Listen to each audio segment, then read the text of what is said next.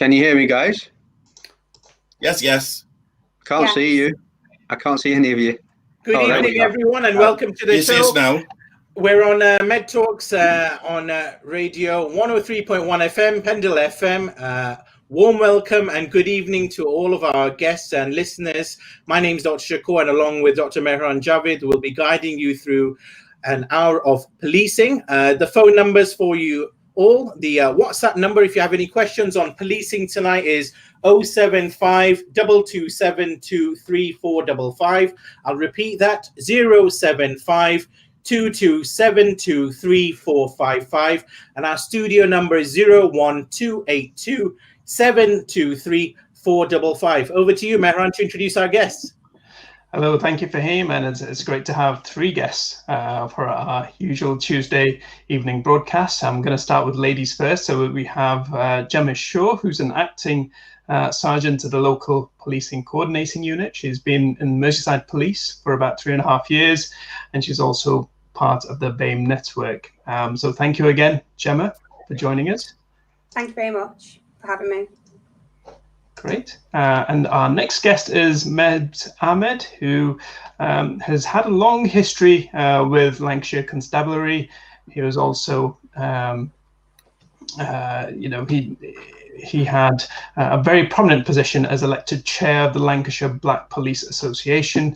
And he also retired, I think it was 2013, or was it 2018, I think it was. Is that correct? 2013 from Lancashire Constabulary as an officer, but then I went on to work for Staffordshire Police as a police staff member.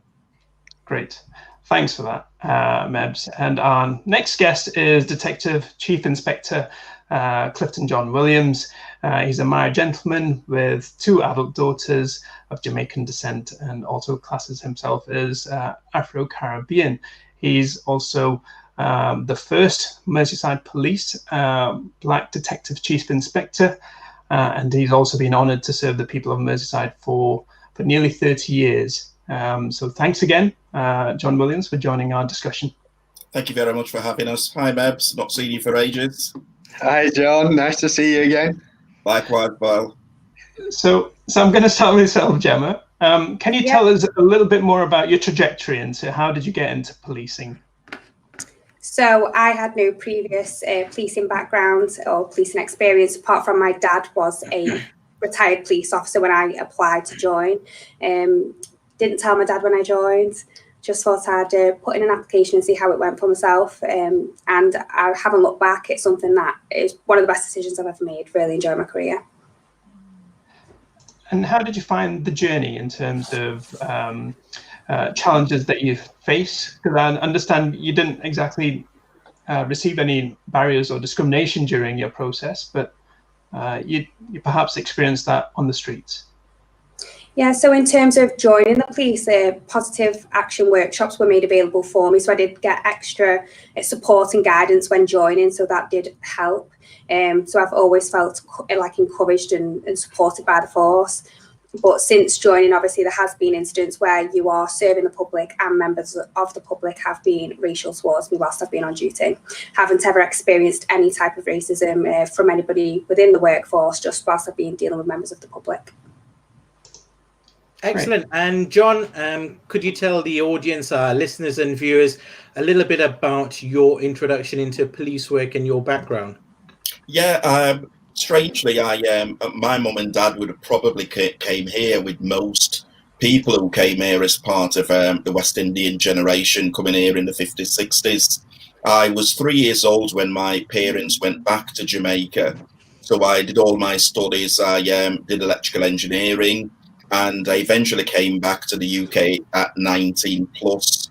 But I've always wanted to be a police officer, and the difference with the policing in Jamaica and here was that worrying that my parents wouldn't allow me to join the police in Jamaica. But I came here and I knew what I wanted to do. So I joined in 91 when certain Gemma wouldn't have been born yet, and probably most of you in the studio. My introduction to policing was different to Gemma's. Majority of my colleagues wanted me to succeed. Majority of my colleagues wanted to be supportive, and to be honest, there's some that I was the first time they've met a black person face to face. I did experience racism externally, and I also experienced some level of discrimination and racism internally. What I would say, though, the majority wanted me to succeed, and I'm really pleased that I weathered the storm, as I'd call it, and nearly 30 years later, I've had a really successful career and I've achieved a lot, not just for me, but for my family and friends. Excellent. And coming to you, Mebs, could you tell the audience a little bit about your background in the police force and how you got into it? Yeah, sure. Again, slightly different from the other two. I actually sort of like fell into policing accidentally. I was working as everybody's favorite traffic warden, and in those days they were sort of run by the police service.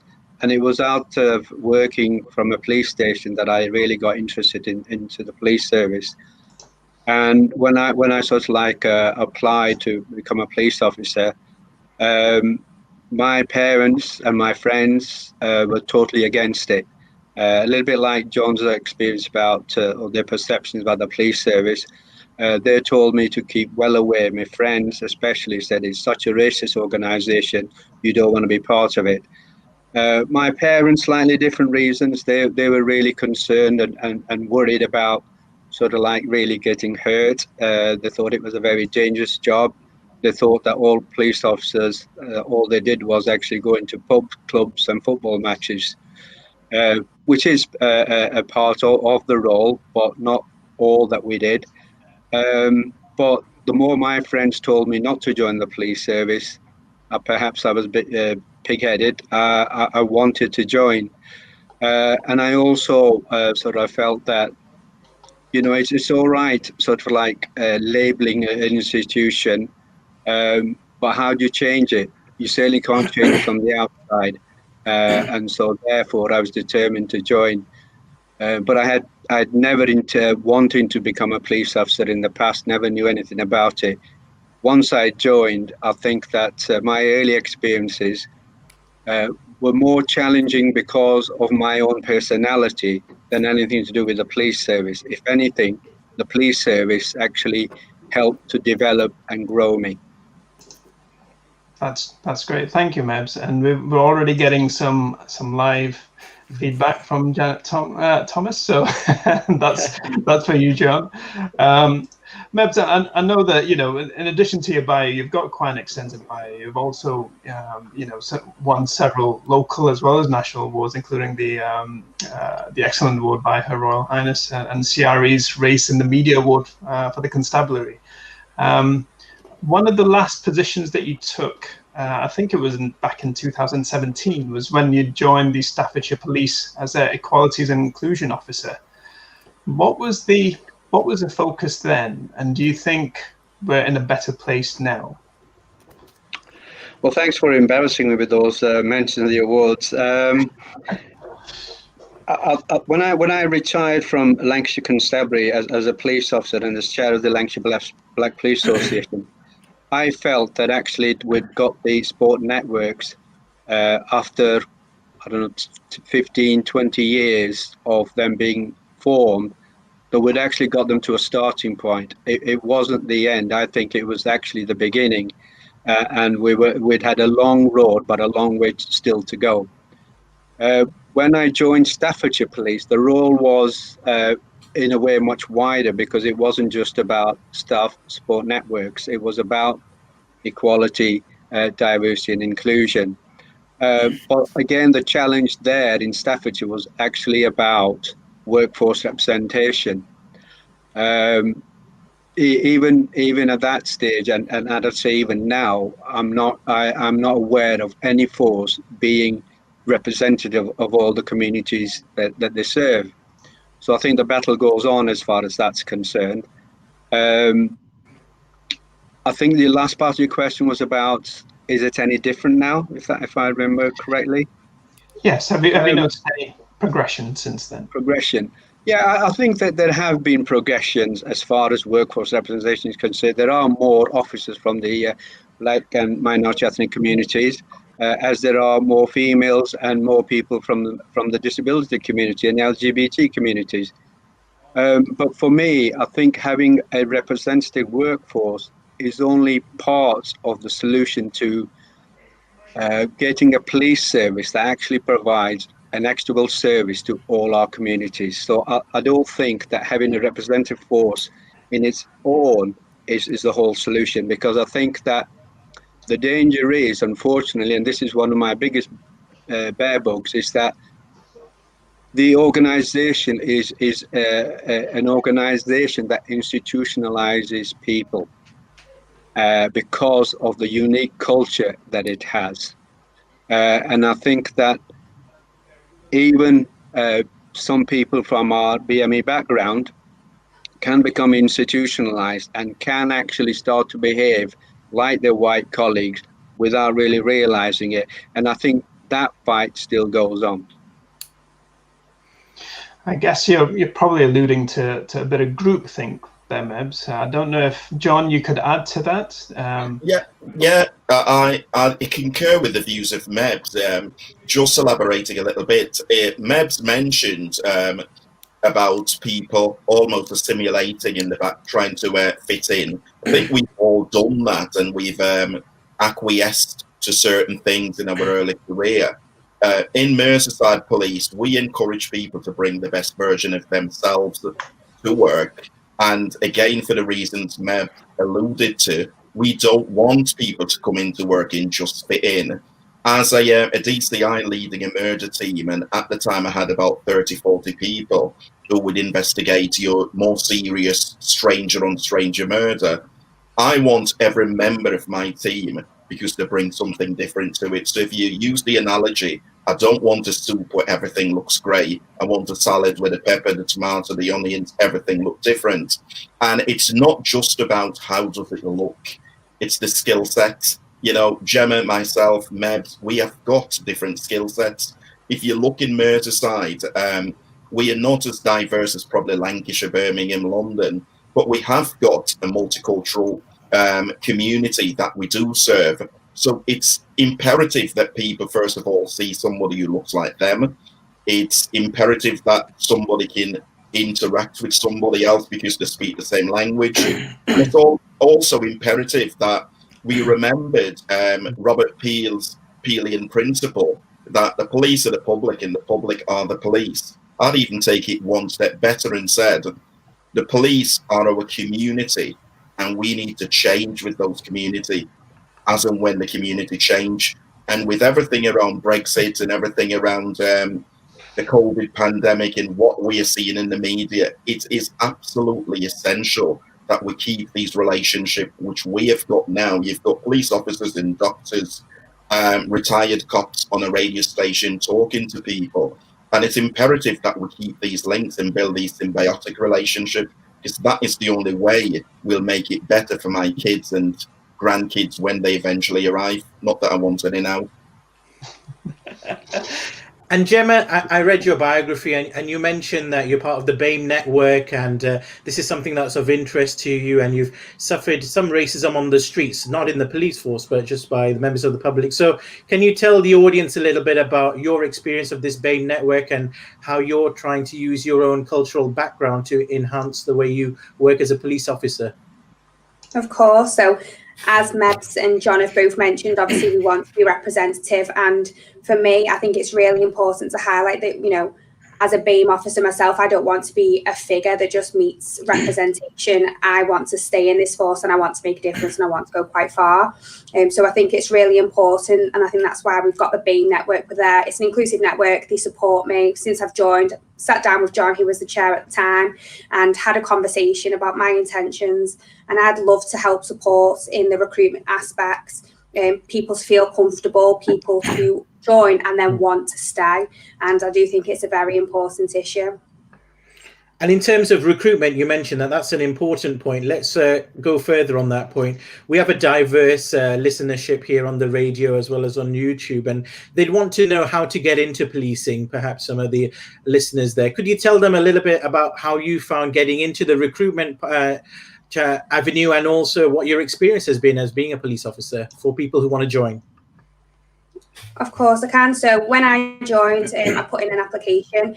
I was then contacted by Merseyside Police, who offered me assistance by the method of a positive action workshop, and they basically gave me a bit of guidance as to what to expect at the assessment centre.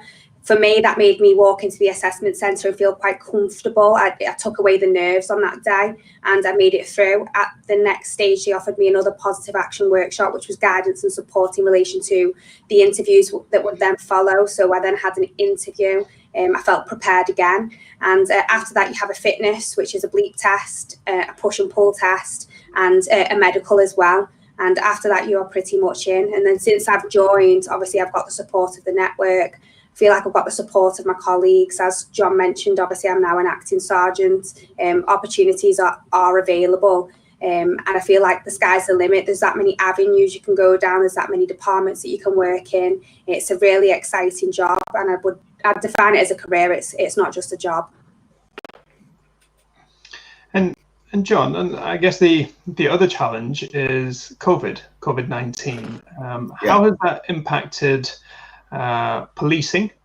So I guess for the viewers, what is allowed and what is not allowed? Maybe a good place to start.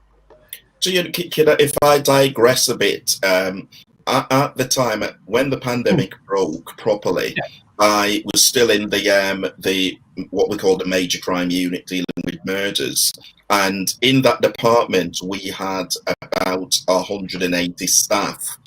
And over a third of our staff had positive tests. And at one stage, we had less than a fifth of people in work. So at times, people forget that police officers take off the uniform or suits. We are just like everybody else. We are people, and it does affect us. We have all suffered loss, including myself, losing my mother-in-law during the lockdown, and things attributable to COVID. So when we try to encourage the community to abide by the rules, abide by the legislations, the last thing we want to do is to be fining people, to criminalize people, because we know people are losing their jobs. We are cognizant of the fact that people are coping under difficult circumstances. We have never had a pandemic like this, but what the police will do, we will try and engage, we'll try and encourage, and we will try other means before we resort to issuing fixed penalty notices. Again, we've looked at the disproportionality, and I know that's been raised in different force areas, that it shows that BAME people are disproportionately affected by the fixed penalty or the heavy-handedness of policing. That's not replicated in Merseyside. And I can only speak to Merseyside about Merseyside as the Merseyside officer. But I remembered quite early when the pandemic broke, my chief constable asked me for a one-to-one. And he asked a question which just shows how far we've travelled since when I joined in 91. And he said, how are my people feeling? How are people with BAME background? How are they feeling? So the action plan we created for people like me who were a bit over 50, a bit carrying too much weight, not fit, not great, it was imperative that we had a say in how we do it. And again, it was imperative that we use the BAME staff to engage the community, or the LGBT, or whatever diverse staff we had. It was imperative that we didn't just have them as trophies. Look, aren't we diverse? We actually use these people to enhance the interaction we had with the community. And that worked. You know, for us, it worked. Nobody want to see us in lockdown again. You know, I'm absolutely devastated we've gone back to this level, and because it affects people's livelihood. But again, we would always encourage people, if you're out there, please, the rules are there to safeguard not just you, but us. We've got families, we've got kids, we've got elderly parents. If it digress just slightly again, Gemma mentioned the recruitment, and I just want to say that most police forces will have positive action on the website. Click on it and have a look. And it's not that you're getting a leg up. You know, it's about, positive action is about leveling the playing field. So you think a lot of my colleagues when I joined had an uncle or an auntie or a brother or a sister or a cousin who were in the police, so they can always get an insight of the mechanics of the police. I didn't have that. I'm certain Mebs didn't. You know, Gemma did because she had a dad in the police. And that's all positive action is demystifying what other people take for granted. Yeah, no, you've answered that very well, John. I think, you know, the approach that police are trying to employ is about the 4 E's: engage, explain, encourage, and enforce. But despite that, there seems to be, I don't know what your thoughts are, Mebs, but it's just with these breaches and the ongoing breaches. What's the role of the police, or is this more about people need to take individual responsibility and look at the bigger picture? Before I sort of like answer your question, I think I'd also like to say a few words about the recruitment process. You know, Gemma is very actually fortunate with sort of like the positive action element that is now within the police service. But John will remember the struggle and the challenges that we've faced in the past in trying to get things like positive action into the police service. You know, we had sort of resistance from the Home Office, from the forces themselves, and even some of the actual sort of like unions, you know, the Federation and Unison, because again, there was a lot of misunderstanding around positive action. A lot of people actually thought that positive action was just a way of positive discrimination or affirmative action. And they did not understand it at all. So for years, it was a huge challenge and struggle. I think things have changed as obviously the experience of Gemma clearly demonstrates. But I think that the police service still struggles to actually reach and win the trust and confidence of all the communities that we serve. My view might be slightly different from the other two, but I still believe that actually there is a lot of good people within the police service who want to do the right things, but I'm not totally convinced that the people at the very top can clearly and actually do demonstrate that. I think that there are still a lot of there is still a lot of lip service. There are still a lot of you know, box that are just tick boxes, and that's not to take away from all the good work people like John and the sport networks do, because I was chair of one. But you know, you can't get away from the fact that we did have a lot of challenges, and I think some of those challenges still remain. John, I'm going to let you add to that because as you're probably the most senior officer in this discussion, is there a case to say? I guess sometimes it can be quite easy to make that statement, but at the same time, you know, there's that kind of progressive change and development that needs to happen. You need to engage. You need to kind of stand up for people of your own ethnicity's rights, but as well as generally for humanity's rights. And then you develop that respect and acknowledgement, and then it just becomes a very progressive change. I don't know if it's as simple as that. Merrin, you thanks very much for putting the question so eloquently. I like how you articulate it to probably spare my blushes. The honest fact is, as a manager, as a leader within an organisation or a senior leader, one of the things you are accustomed to is leading change, you know, understanding demand, removing barriers, creating the right culture, the right environment, and create a progressive working structure. You can't get away from the fact that the Macpherson report is over 20 years ago, so we're talking 2 decades ago. You cannot get away from the fact that we haven't delivered on all what Macpherson said. You cannot get away from the fact that we are still not representative of our community.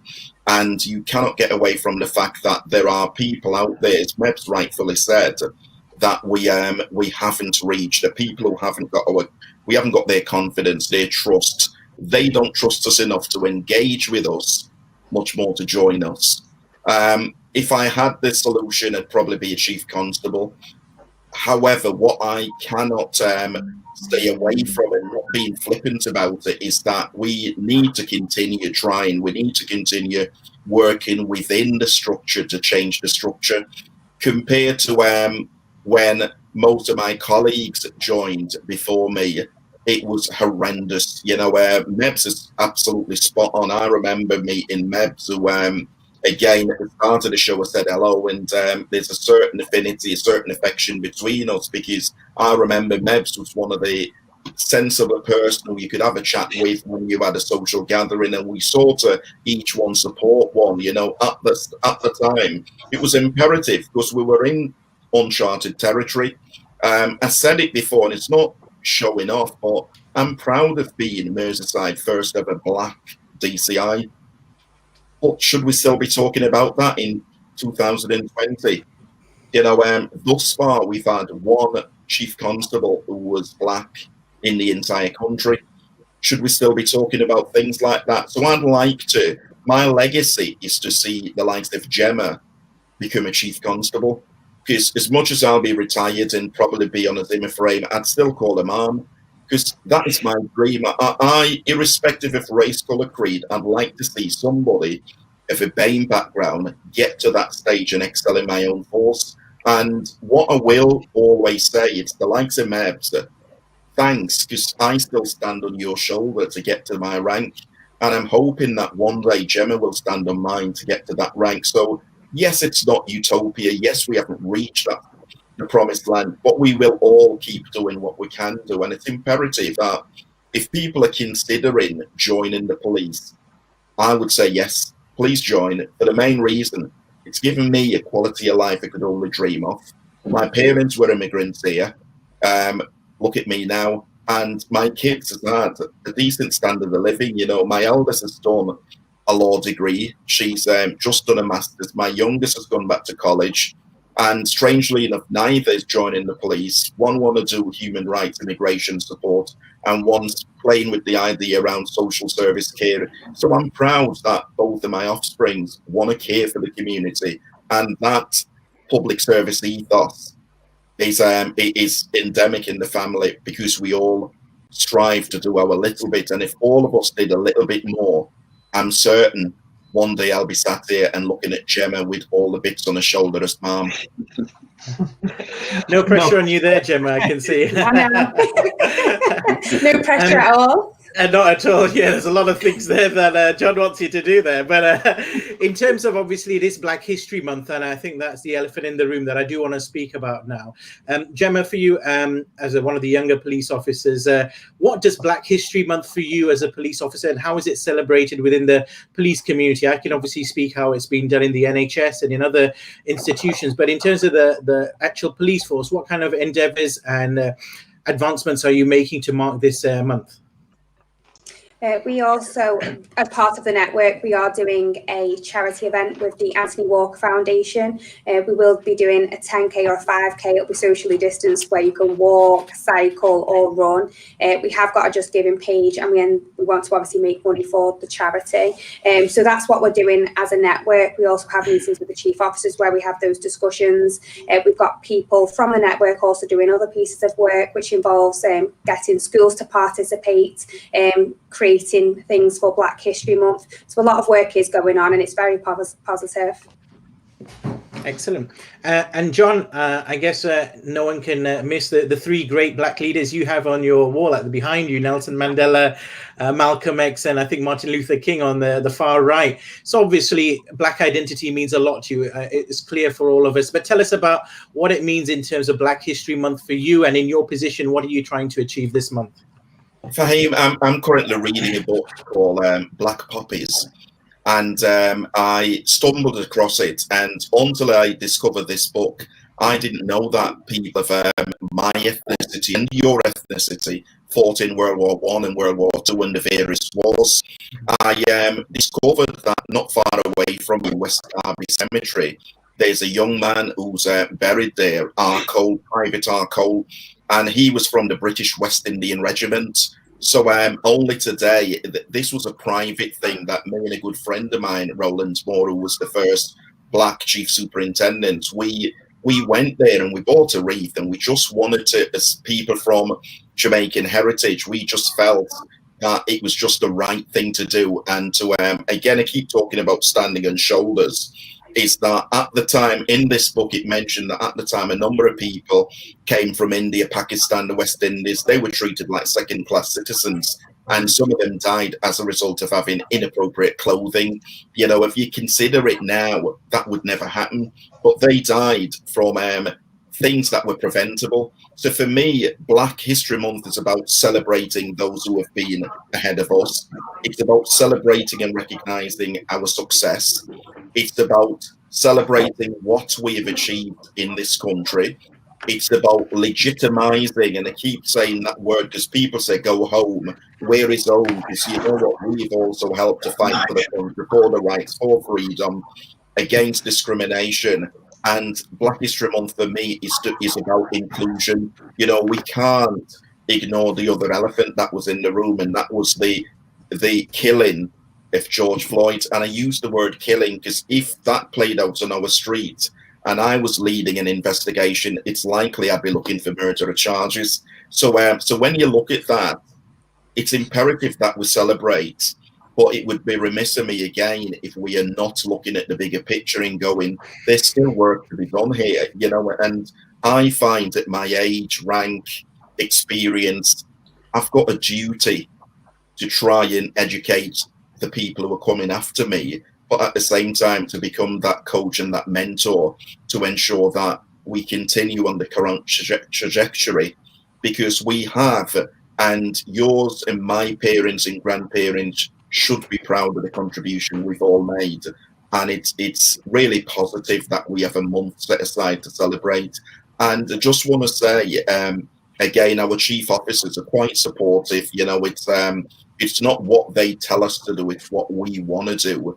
COVID has curtailed a significant amount of what we will do. But over the next couple of weeks, if people log onto our website, not the next couple of weeks, by the end of the week, you'll see various things, because I know the chair and the vice chair, Rob Budden and Angela Bellingham, are updating the website to say these are things we can do and these are things you can log into. So one of it is like a virtual tour of the Slavery Museum, but we're not just looking at Afrocentric, we're looking at other, because there were people from the African, the Asian subcontinent who also make this country what we all call Great Britain.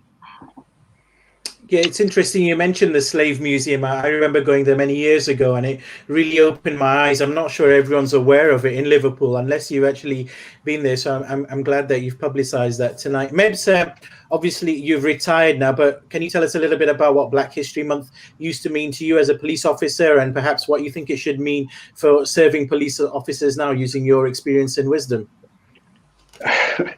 Don't know about the wisdom bit, but I think a lot of it is actually, as John described it, in October, there were a lot of events that not only we did in the police service to commemorate Black history, but actually got involved with the Black communities throughout Lancashire to actually celebrate and promote their history, their culture, and what they did.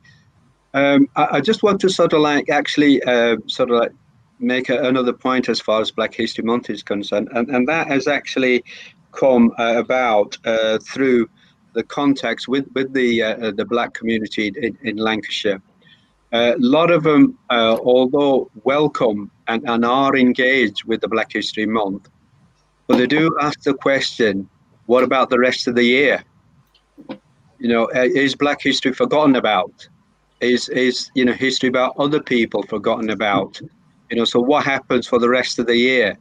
And I'm not sure whether we've actually got to grips with that yet. I think there is, again, a lot of work to be done. No, thanks for that, Mebs.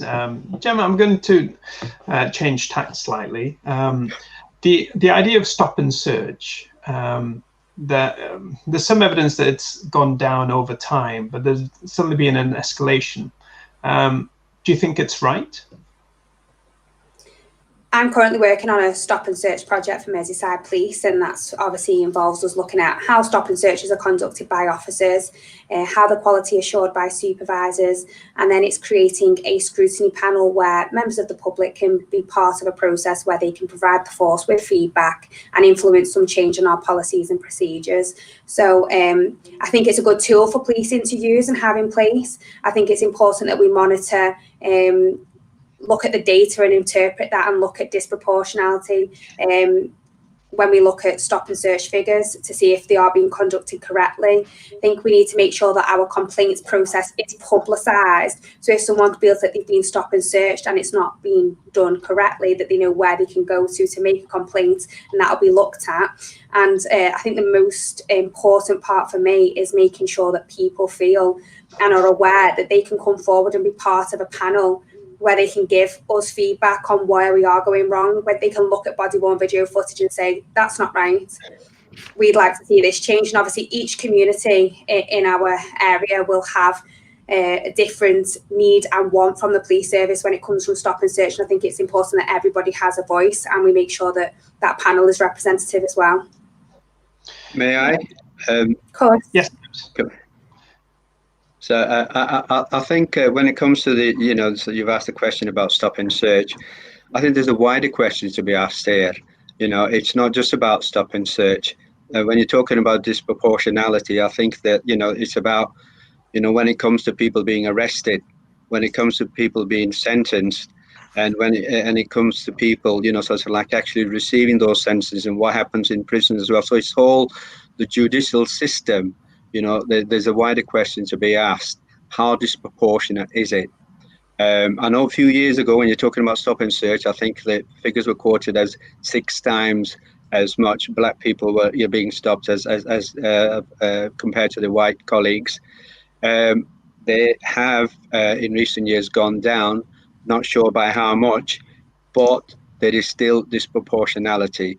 And I think that while that exists, and there are in some forces and for some special measures that are put in place because of particular operations, stop and search can be justified. For example, I think in the Met, and it may happen in Merseyside as well, I don't know, but in the Met, when they actually have, sort of like black on black violence and murders, there will be operations put in place where stop and search will go through the roof for those communities, but that's justifiable. So, but the bigger question is, overall, it's still disproportionate throughout the judicial system. Why is that? What is that system doing?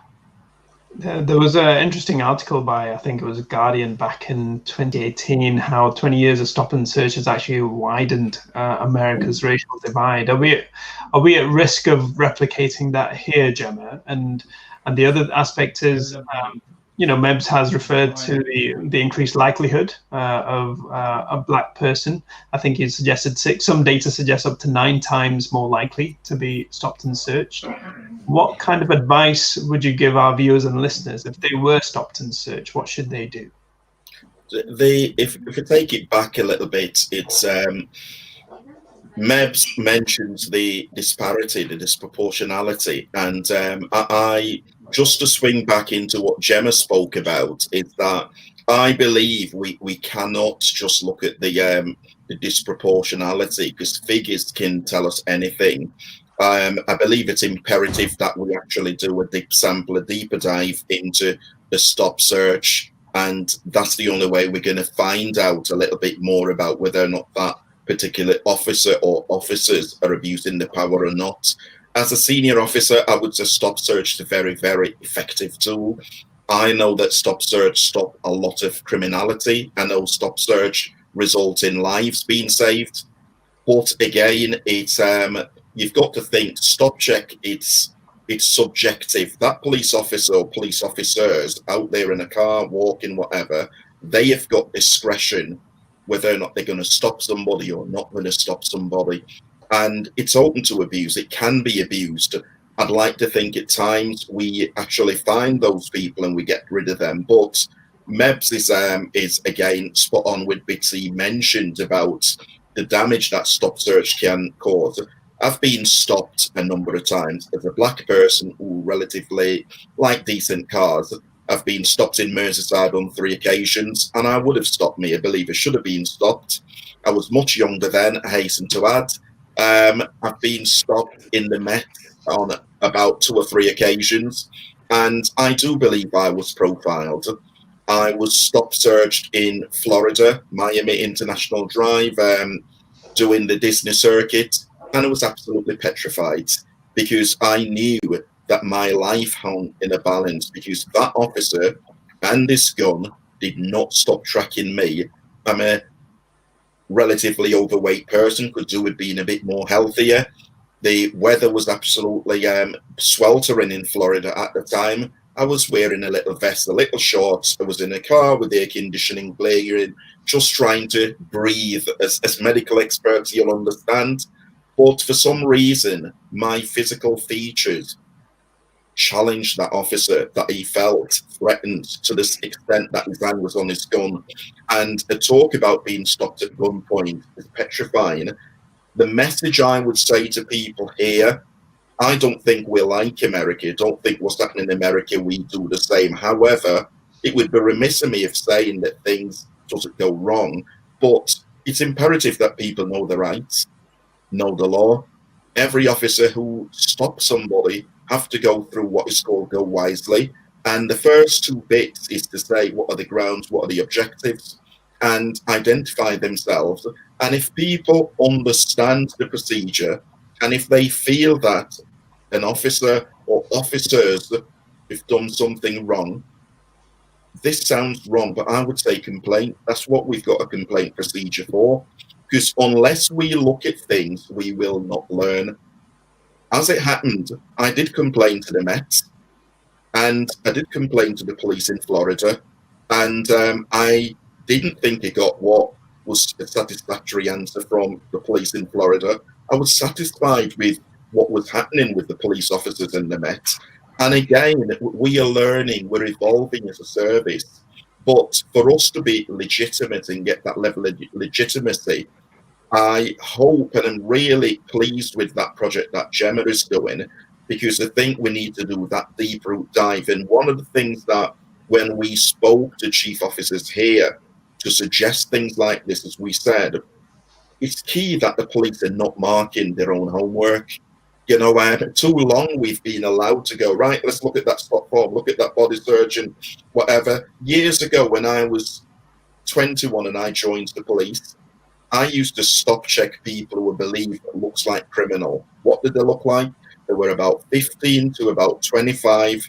They were skinhead, shaven hair, and they were wearing shell suits. Gemma, one day I'll explain to you what a shell suit is. And we should have that adult conversation that we have things that we look at certain criteria and go, right, I'm going to stop check that person. And only by having honest dialogue, only by looking into it, not just how many, because if I walk out of my house and I got stopped every day of the week, that won't show up as any disproportionality, because where I live, it's not diverse. There's not a lot of BAME people. So I would just be a speck in a big statistics. Whilst if somebody drilled down in the case and go, why is it all the time you were stopping that person? So I would encourage every member of your community, every one of your listeners out there, please think about a career in the police. You can get to my ranking further. It's not badly paid. And secondly, know the law. You know, have a read of it, stop check, go on the internet, do your research. It's out there. And the thing about it, where years ago we could say, go away. Don't know if you know, everything that we type in a police system, whether it's a handheld or a computer, we cannot delete. So if I type in your name, for argument's sake, Fahim, and spelled it Fahagemm, I cannot go delete, delete, delete. I've got to go, the last entry I made is a mistake. So in other words, we've got to be transparent. And the other thing that I will say is that every member of the community for a fee can submit what is called a freedom of information request or a subject access request. So you can write into any public body and say, I want to know everything you've got on me, and I want you to send me copies of it. And they've got to, unless the certain criteria where they'll redact it, and the reasons are out there. But knowledge is power. Education gives knowledge and gives you power. Just want to come in there. I don't think, in terms of my family watching, that I've done anything wrong here. I'm sure Johnny just picked me out at random. That's fine.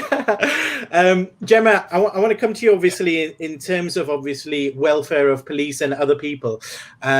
In terms of the community, John said something really interesting earlier. We are the police, the public is the police, and the police are the public. In terms of actual welfare, we're all under a lockdown. Mental health has been deteriorating for many people. What kind of things are you looking out for in terms of your colleagues to make sure that you carry them all through this pandemic, and even maybe crimes that you see in terms of trying to judge and that balancing act as to whether it's an actual crime or there's a mental health component? What kind of training and skills have you been given it to be in tune with the population at large on this issue? It's a really important issue, to be fair. We've got, obviously, with COVID, we've got hate crimes that are happening. There's a lot of work going on around hate crimes to spread awareness, to ensure that those crimes are dealt with correctly. That's something that people have conversations about on a regular basis.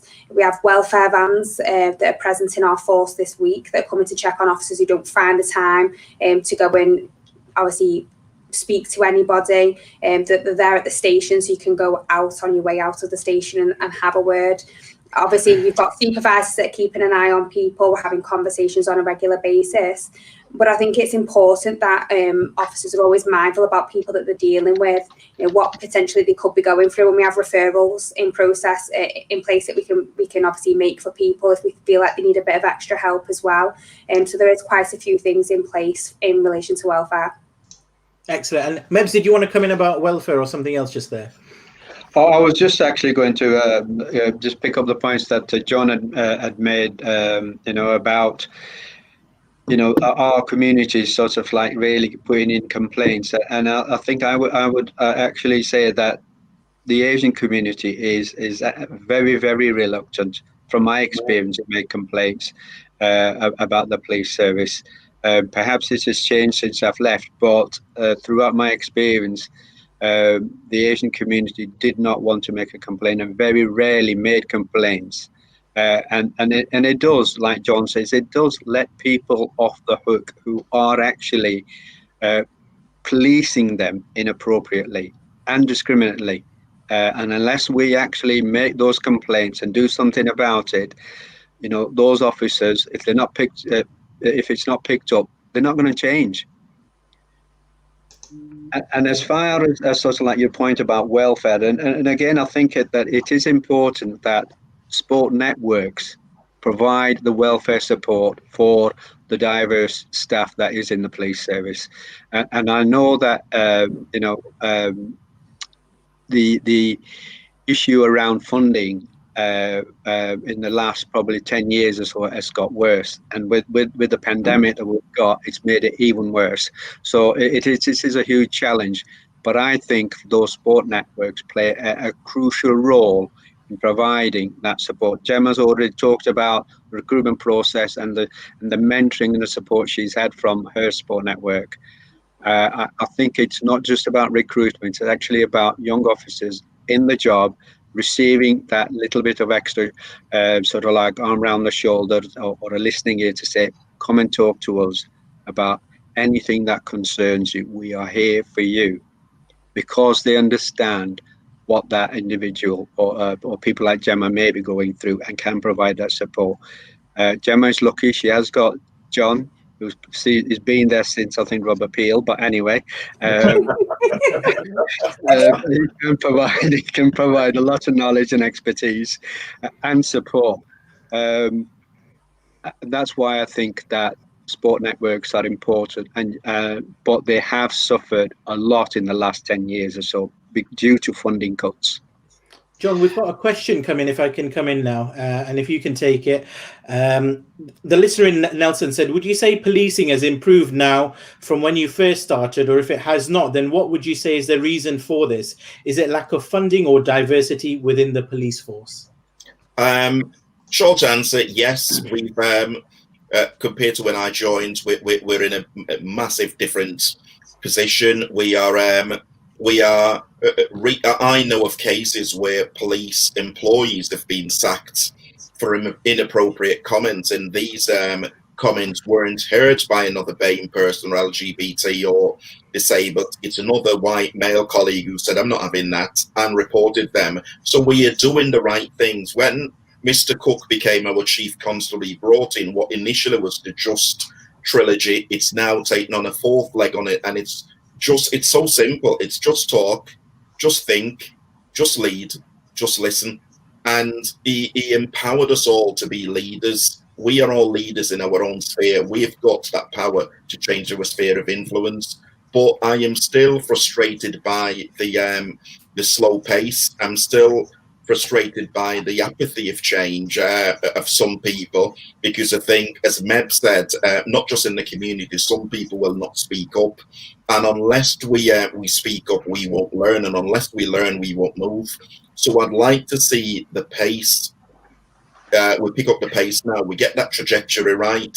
I would say to Nelson, if they know anybody who want to join the police or are thinking about the police, please try and find out. Once COVID has settled, and I know I'm probably a dreamer here, but in Merseyside, we'll do what is called the Insight Scheme.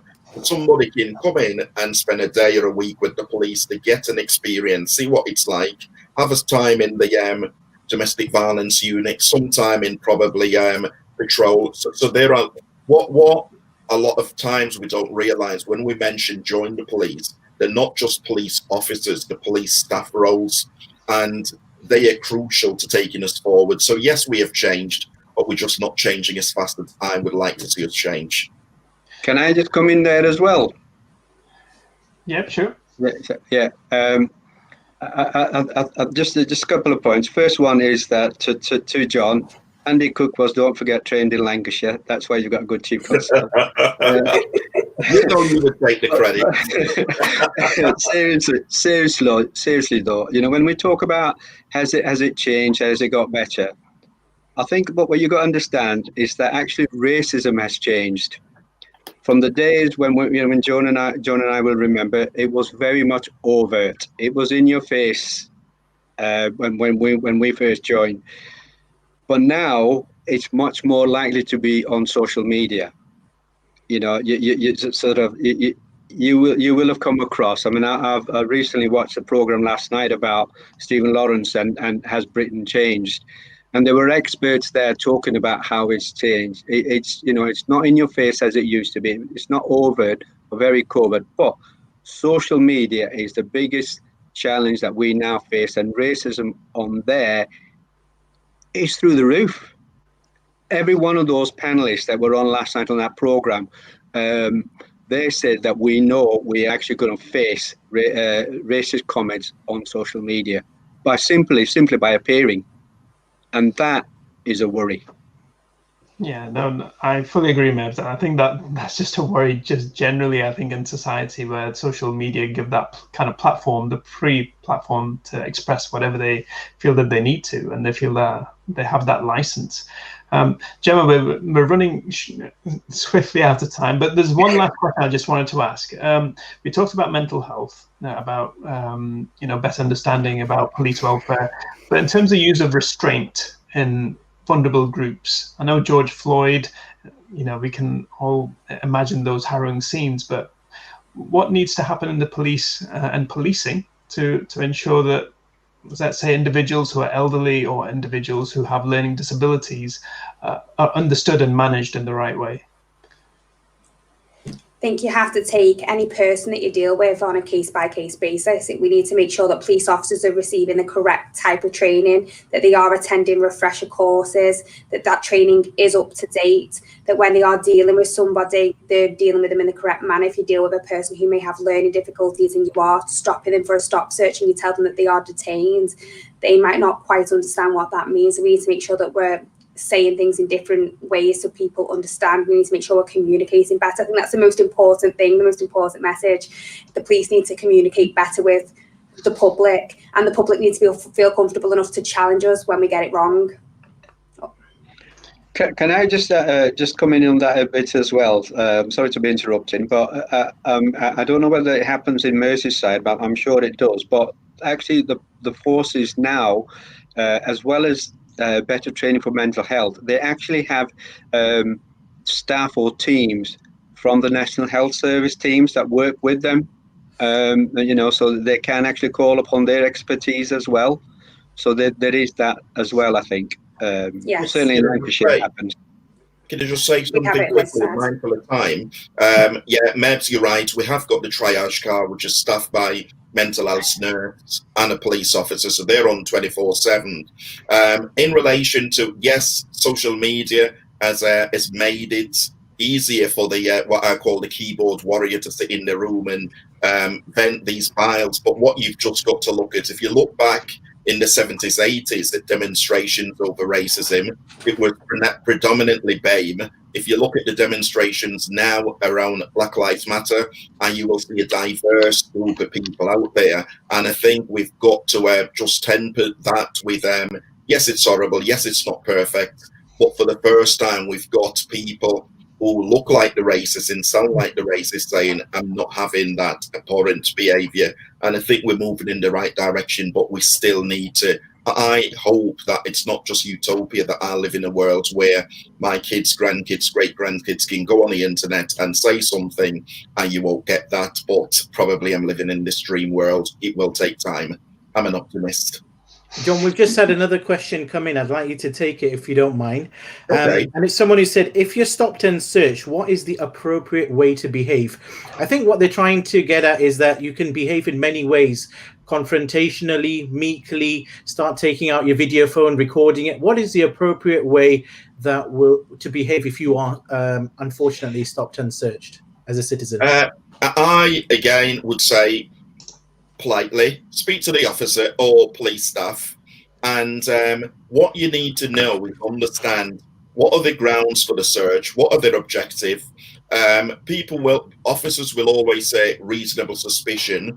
Ask it, and if you're not happy, each officer will have a senior manager. So if you're not happy with the explanation, you can always challenge it with the senior manager. And if we get it wrong, if I search you or your vehicle and I get it wrong, there are legal recourse. So again, don't have an argument at the street. Sometimes we do get it wrong, not maliciously.